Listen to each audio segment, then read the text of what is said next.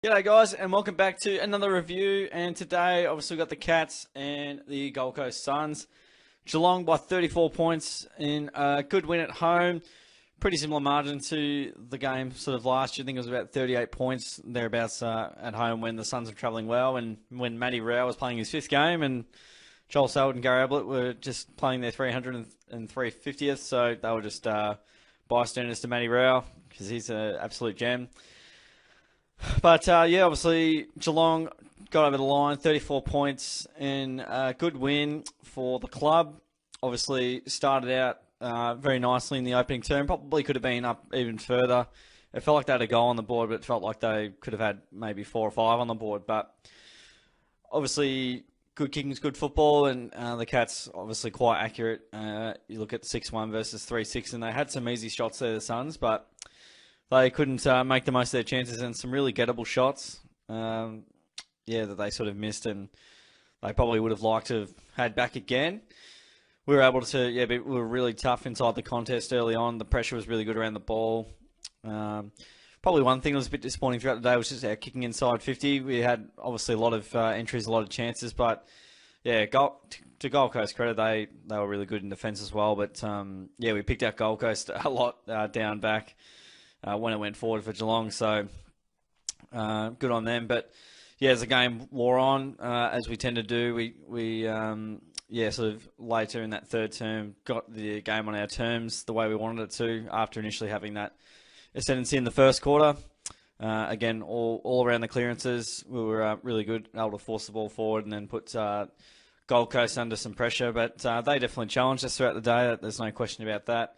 It was a bit of a dull second term. 4 goals kicked, not much sort of really in it. And yeah, they kept the game pretty tight, and they would have wanted to be a real scrap fight to ensure that the game didn't get beyond doubt. And obviously it did pretty much just before three-quarter time, with Rowan kicking a goal, making it 5 goals, making it pretty tough for the Suns to sort of come back there. So, proud of the proud of the Cats, and a good win, a good team performance, and definitely with a couple of injuries to Duncan and Guthrie, who eventually came back on. Fought on pretty bravely to, I suppose, solidify a win number 7 for the season. And but some good accurate kicking in front of goal for the Cats, and they did that part of the game well.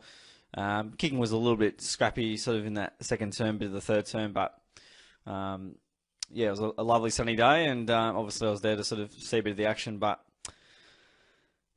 Suns kicked a couple late, sort of made the scoreboard look a little bit more respectable. I think probably 40, nearly 50 is probably the most representative of the game. But to the Suns' credit, they didn't. They kept trying all the way to the end. Obviously the Cats got on top and weren't able to go with them for all game, but they did what they could. So that's a bit of an overview of the game and how it all sort of went. Just some good pressure from the Cats and good ball winning ability, as it's been pretty prominent. Kept it pretty calm in the air, but this was crazy. Plus 100 and that's nearly 170 touches more than Gold Coast. So much more of the footy. We had it on a string all day. It's I don't know what the record is. I reckon it's close to 500, but yeah, I'm very interested to see what the record would be. But we had it on a string. 62 inside 50s, probably not biggest bang for buck in terms of 14 goals, but 21 scoring shots from 62 inside 50s. We're normally pretty good with the ball. Going inside 50 probably weren't super effective. Suns a little bit more effective when they went forward. They looked a little bit more dangerous and had a bit more open forward line when they did go forward.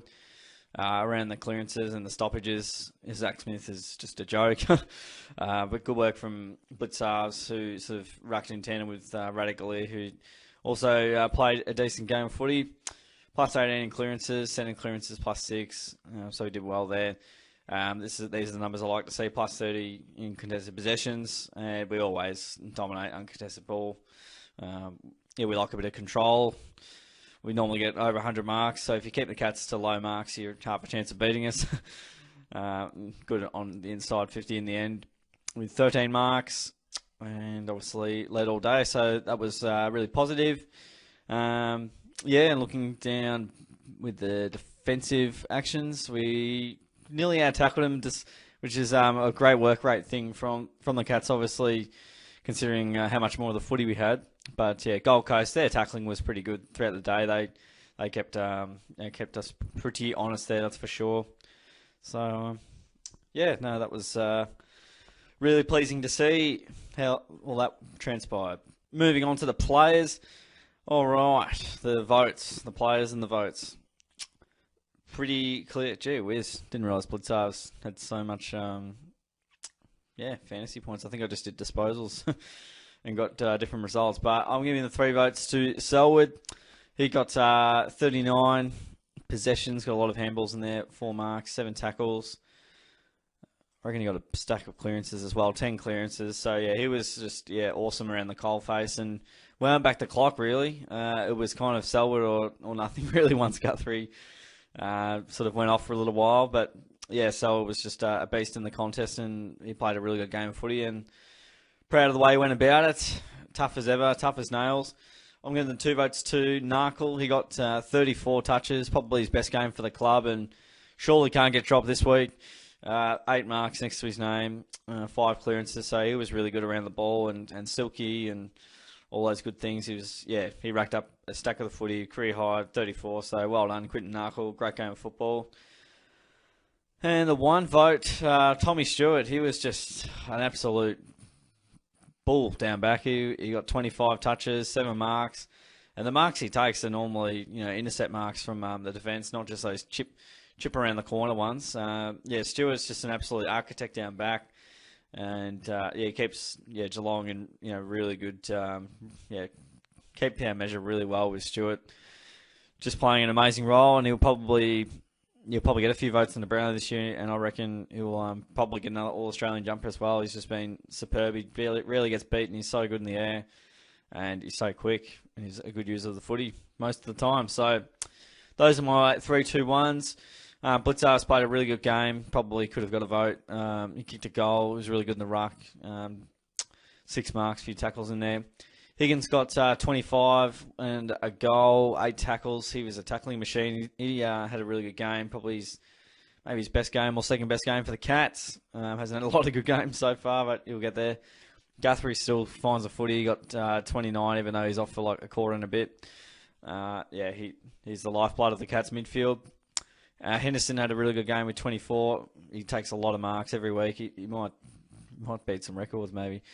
Parfit got 10 tackles. He was excellent in that department and also got a bit of the ball. Menegola racked up 31. Played a really good game. Almost could have got a vote. Tui got a fair bit of the ball. We got 25. Kicked a goal. Obviously, with our disposal count, we're going to have a lot of the footy because we had nearly 500 possessions between the team. Hawk had a quietish day, kicked a couple, had a good third term there when the game was really on the line. But Collins, did a really good job on him. Buse kicked a goal late, 17, sort of had a bit of run and carry. Henry always does well down back. Max King obviously kicked a couple, but to play his role. Atkins off half back played okay as well. He got 14. He's not the best user of the footy, but Still good. Duncan's obviously out. He kicked a couple, 15 disposals. Was hopefully not a terrible injury, but obviously concussion, so he'll be out next week. Don't know the extent of how his legs are. It looks pretty bad, but we'll see what comes out in the wash. Gary Rowan kicked a couple really important goals. Really good set shot routine that he sort of delivers each week. Smith racked up 21. He was sort of quieter from his lofty standards, but again, still provides that really good run and carry that we need. Cameron kicked 3, got 11. He never gets a lot of the footy unless he plays Richmond. But he's playing his role really well. If your full forward's kicking 3 every week, then that's a bonus. He plays a little bit of everywhere, high half forward. Rady Galib played a good game. I don't say that too often, but he was good in the ruck, good around the ground, and when he got the ball, he sort of just pegged it on his boot, and good man. Close played a really good game as well. He got 12 touches and a goal, a few tackles in there as well. So Close is just playing some really good footy, and he's just leading up at the ball carrier really well. Dulhouse played all right, on par game for Dulhouse. It's probably better than he's played recently. Cole Jasny, yeah, he did his job down back. He did okay. Guthrie somehow got 12 disposals in the second half. So, yeah, again, I don't think he should be in the team, but I'm not Chris Scott. So, yeah, that's a bit of a wrap-up of the game, guys. And if we move over to next week, it's a tough game. Could be a tough game. The Pies, yeah, you just never quite know what you're going to get when you play them. No matter where these teams are on the ladder, Collingwood seem to find a way to make life difficult for us. They normally stifle our ball movement in the way we want to play and keep it pretty low scoring. Or if it's high scoring, it's the Pies kicking 7 goals to 1 in the opening term. Or, yeah, never see Geelong do that to Collingwood, but that's fine. Yeah, they're they're a strange side we play, even though they're struggling right now. This game's going to be very tough, and no Duncan will be tricky as well. And obviously, still a few injuries out as well. No Clark, who just never gets played. I'm trying to think of a few more. O'Connor's obviously out for a little bit. No Dangerfield.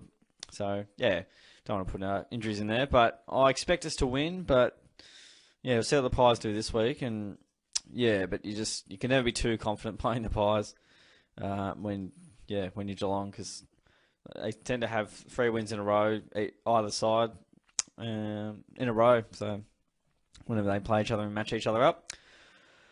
But that's it. That's it, guys. Cats by 34 points, 91 to 57. Hope you enjoyed the review. Chuck a comment down below what your thoughts were on the game. And don't forget to give the video a like, subscribe away, tap the bell, all that good stuff. So thanks for sticking around again, guys. I'll catch you in the next video.